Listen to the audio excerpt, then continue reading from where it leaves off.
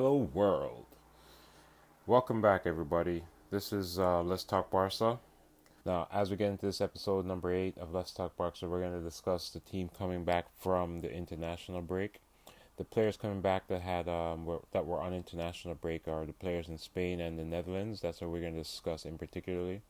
So let's get started. So let's start with the team from Spain. So the team with Spain, we had Garcia, Sergio Busquets, and then Gavi. So we'll get into Sergio Busquets. So Sergio Busquets continues to prove the doubters wrong.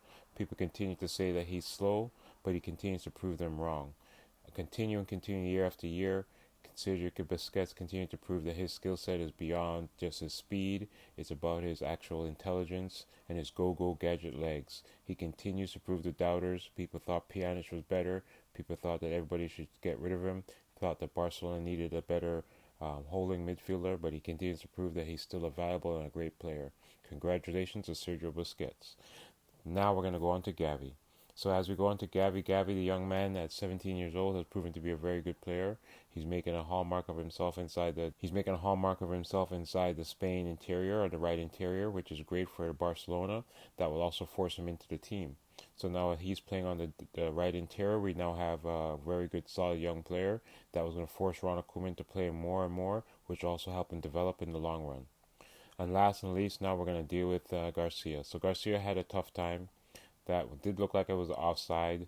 Looked like it was a tough call against him, but he's got to make the plays. This is part of being in the big games, in playing with the big boys, playing against Mbappe, playing against these types of caliber players. They're not going to get the call sometimes, but you got to make the plays.